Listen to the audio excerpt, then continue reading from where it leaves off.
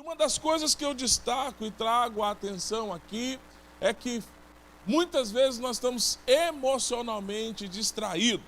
Se você parar para pensar, com que frequência um assunto ele fica perturbando a sua mente durante a semana. Essa semana, eu tomei uma decisão. Eu não vou mais ficar me alimentando de questões políticas. Por quê? Porque tem roubado a minha paz. Eu fico com vontade de escrever as coisas. Eu fico com vontade de falar as coisas. Eu fico com vontade de postar as coisas. E aquilo vai sequestrando o meu pensamento. Enquanto eu devia estar fazendo alguma coisa, aquilo está roubando a minha paz. Aquilo está produzindo desassossego na minha alma. Aquilo está encontrando lugar no meu coração e ele está observando. Então eu observei que o inimigo está trazendo uma distração emocional. Se você parar para pensar, como é que tem sido os seus diálogos durante a semana? Com que frequência você tem conversado sobre o mesmo assunto e esse assunto ele permeia e fica insistindo e perseverando de maneira em que você se distrai?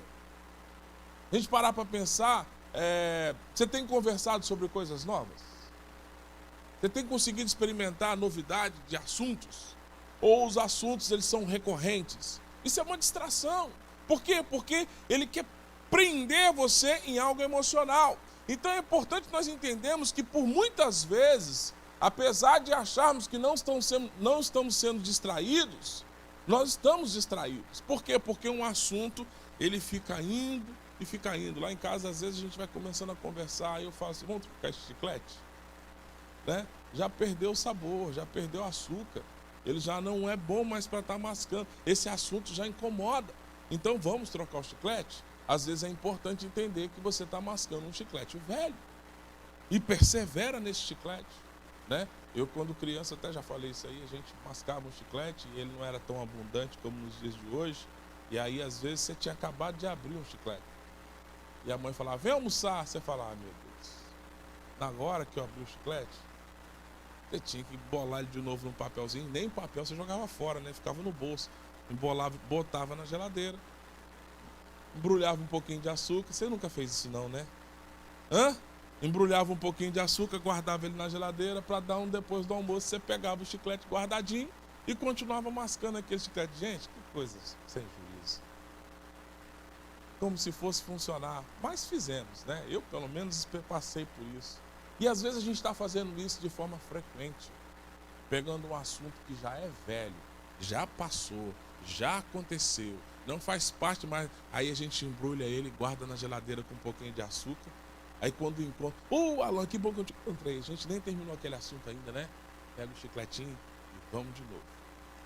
Então isso é uma distração emocional, ocupando os seus pensamentos, impedindo que algo novo ocupe esse lugar.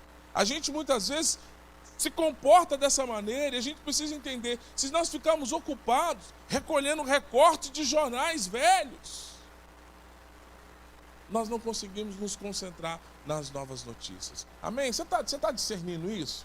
Porque o inimigo ele vai distrair, ele vai gerar oportunidade para que você se distraia. Então é importante nós compreendermos isso. Eu peguei uma frase essa semana que diz assim, se não tivermos um objetivo claro e específico que mantenha o nosso foco, seremos inevitavelmente paralisados pela dúvida. Então, inevitavelmente, a gente vai ser paralisado pela dúvida. Por quê? Porque os objetivos não estão claros. O alvo não está claro. Eu não sei para onde eu vou, então é importante nós entendermos. Apóstolo Paulo me lembra em 1 Coríntios 2, no versículo de 2 a 5, ele diz assim, Paulo declara que só pregará a Cristo e este crucificado. É interessante, porque na época dessa declaração, os romanos perseguiam os cristãos de formas hediondas. Era uma perseguição absurda. Mas você não percebe nas cartas de Paulo preocupado com as perseguições. Você não percebe nas declarações dele, ele falando sobre os problemas que o oprimiam. Você não percebe nas cartas que Paulo escrevia, ele dizendo assim, olha, aquele governador miserável, aquele Nero, um perseguidor. Não! Ele continuava falando sobre aquilo que produziria o fruto necessário. Ele continuava falando sobre Cristo. Então ele não se permitia se distrair, gente. E era coisa ruim. Não era fácil. Às vezes ele tinha que dormir num lugar e não amanhecer ali. Ele tinha que fugir porque em todo o tempo procuravam prendê-lo. Mesmo quando preso, as suas declarações eram acerca daquilo que Cristo podia fazer. Mesmo enquanto aprisionado, a sua mente não estava aprisionada, porque ele não se ocupava em falar daquilo que estava acontecendo, mas ele continuava pregando Cristo. Então é interessante, alguém que entende esse cenário, ele não vai ocupar os seus pensamentos com algo que não vai produzir o fruto que de fato vai trazer a resposta. Então é importante você entender, ocupe os seus pensamentos em falar daquilo que Cristo pode produzir. Ocupe os seus pensamentos, ocupe as suas emoções com aquilo que você sabe que Cristo pode produzir. Então é importante nós entendermos, as injustiças sociais, elas estão por aí, elas estão acontecendo. Elas, de fato, elas produzem os seus efeitos, né? Aborto, casamento gay, racismo, e a lista continua. Mas nós temos que continuar perseverando em falar de Cristo. Porque se nós paramos e ficamos falando apenas dos problemas, nós deixamos de produzir um impacto no mundo, que é pregar Cristo. Amém? Essa é a nossa proposta como igreja. Nós precisamos pregar Cristo. Mas como pregar Cristo se os nossos pensamentos não estão neles? Como falar de Cristo? Como falar desse amor se o meu pensamento não está nele? Pastor, mas você não se conforma com algumas coisas? Demais da conta. Mas se eu começar a colocar os meus pensamentos ali, eu fatalmente vou tirar os meus olhos daquilo que Deus pode produzir. Amém? A gente não deve ignorar o que está acontecendo, mas a gente não pode desconsiderar o que Deus pode fazer. Amém? O segundo ponto que eu destaco aqui é as oportunidades. Em Mateus capítulo 4, no versículo 8, no versículo 7, a palavra do Senhor declara assim: mostrou-lhe todos os reinos desse mundo e a glória deles. No versículo 8 diz: tudo isso lhe darei se prostrados me adorar. Então é um tipo de distração. O diabo vai tentar usar na sua vida uma distração chamada de oportunidade. Eu bem sei que todos aqui têm compromissos financeiros. Todos, sem exceção, têm compromissos financeiros. Eu sei que você precisa pagar suas contas, e é real isso não é uma ilusão. Você precisa de fato ter um trabalho, você precisa ser o provedor da sua casa, da sua família, o provedor que produz o sustento, um provedor que tenha paz, inclusive. Mas quando você coloca o dinheiro em primeiro plano, é uma oportunidade que está te tirando do foco, que é estar em Deus. Porque com que frequência você deixa de assumir a sua responsabilidade? Gente, eu não falo apenas de estar presencialmente dentro de um culto, amém? Estou aqui legislando em causa própria, não. Ah, o pastor está falando porque a gente falta o culto. Não, eu estou falando porque você se abstém de Deus para estar atrás do dinheiro. Você se abstém de Deus para se ocupar com o trabalho. E se a gente perguntar, e se você for honesto, quanto tempo da sua vida você se dedicou a Deus e quanto tempo da sua vida você ofereceu para o trabalho? Ó, pastor, é uma diária. Ó, pastor, isso paga minhas contas. Ó, não, se você não acreditar que só é possível fazer isso porque Deus é o seu provedor, você precisa se reorganizar para que de fato você possa liberar um tempo para Ele. Amém? Se você serve a Deus pelo dinheiro, você vai trocá-lo por uma proposta maior. Se o seu objetivo é o provedor, qualquer proposta para você serve. E você vai considerar que essa proposta é uma proposta de Deus. Mas com que frequência essa proposta tem tirado você dos caminhos do Senhor e tem desconcentrado você do seu objetivo? Então, de repente, é tudo sobre o dinheiro. De repente, é tudo sobre os valores monetários. De repente, é tudo sobre a resposta financeira. E não tem nada a ver com Deus isso, mas com realização pessoal.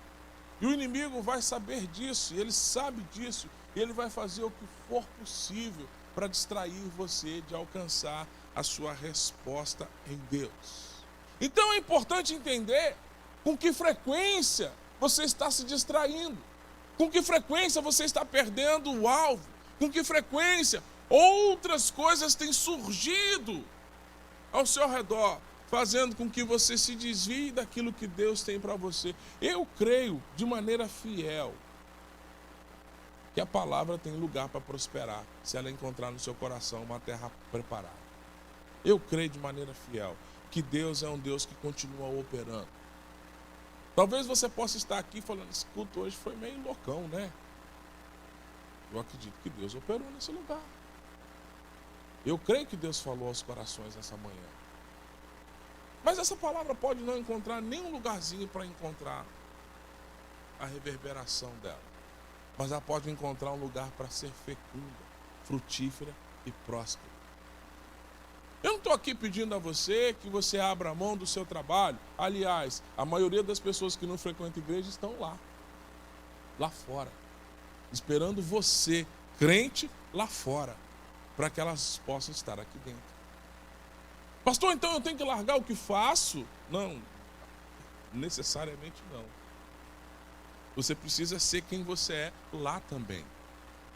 Fazer a diferença lá onde você está. Amém?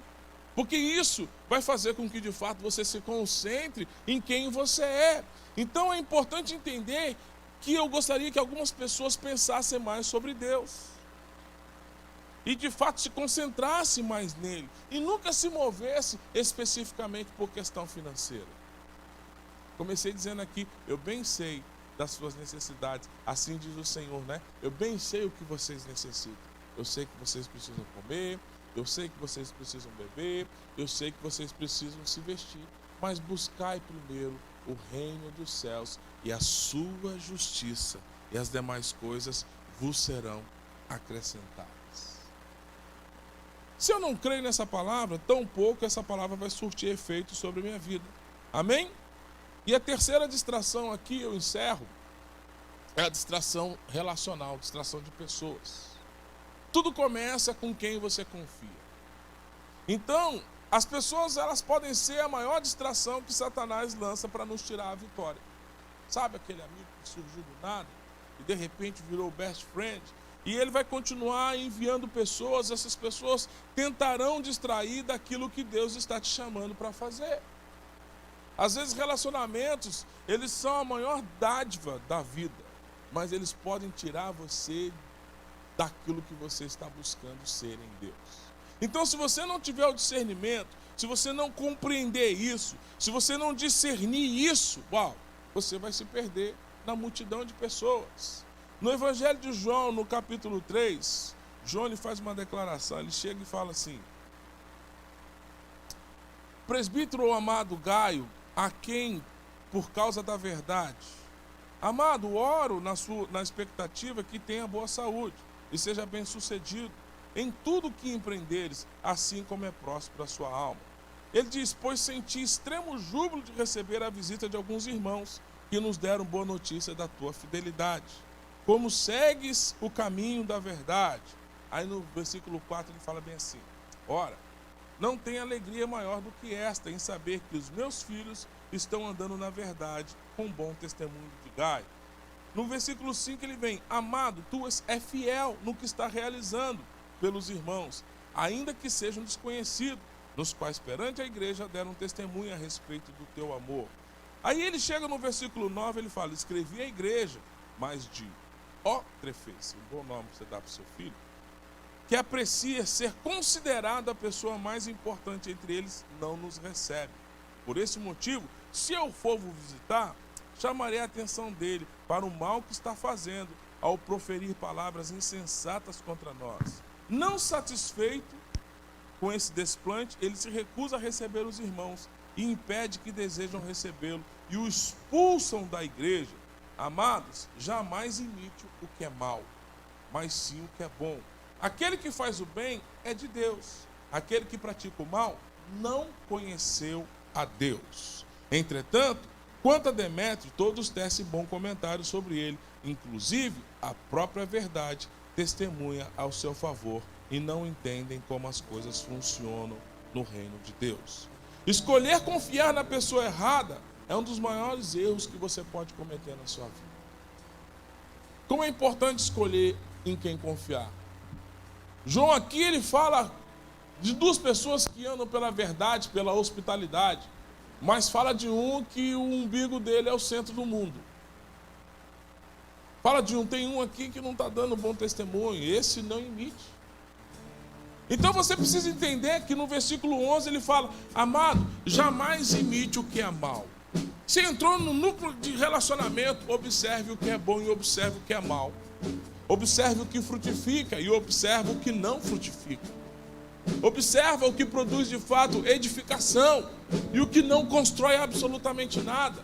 E você entende o que deve fazer parte da sua vida, se deve fazer parte do seu futuro, se deve fazer parte da sua jornada. Amém? Glória a Deus. A gente vai parar de se distrair, sim ou não? A gente vai se concentrar naquilo que é bom, naquilo que é amável, naquilo que é digno, naquilo que tem boa fama. Então que isso ocupe os nossos pensamentos. Mas evite que o inimigo produza distrações travestidas de boas coisas. Distrações travestidas de situações ruins. Vou dar um conselho para você como pastor. Se alguém falar de alguém para você, amém?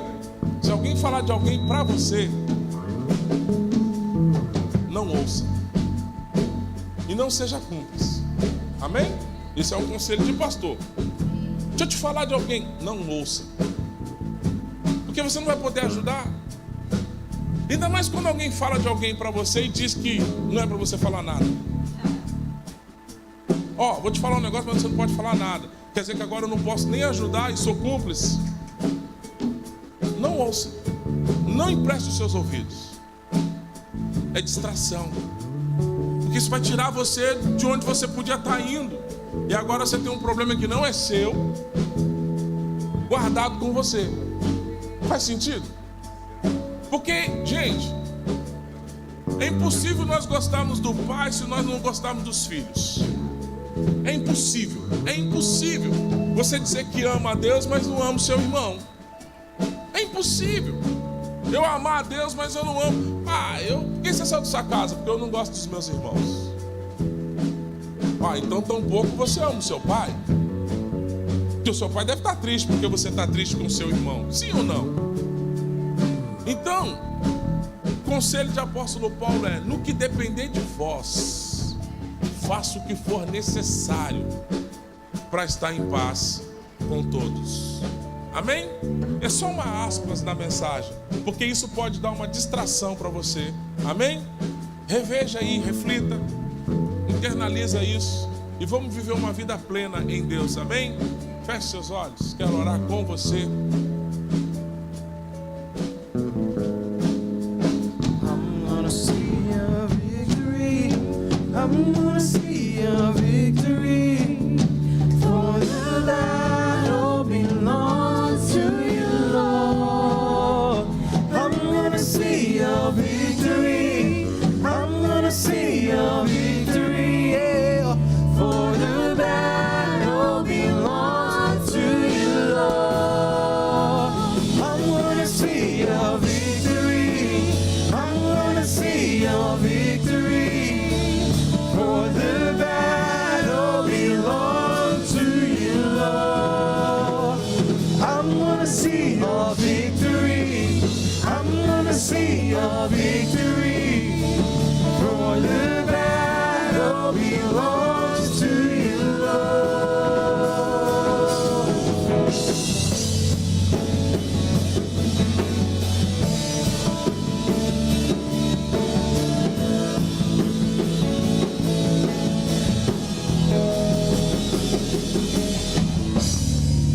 Pai, que nesta manhã, através do Teu Espírito, ajude-nos a identificar, Senhor, aonde tem entrado a distração. Porque a distração é um pano de fundo que tem a única intenção de me impedir de chegar no meu objetivo, que é ver a manifestação dos Teus sinais sobre a minha vida. Então, Pai, através do Teu Espírito, revela a nós. Não nos deixe iludido e nem enganado, Senhor, mas revele para que nós possamos ter a convicção de que nós estamos indo para o nosso destino, que é ser abençoados pela tua verdade, em nome de Jesus. Amém, amém e amém. Glória a Deus. Glória a Deus.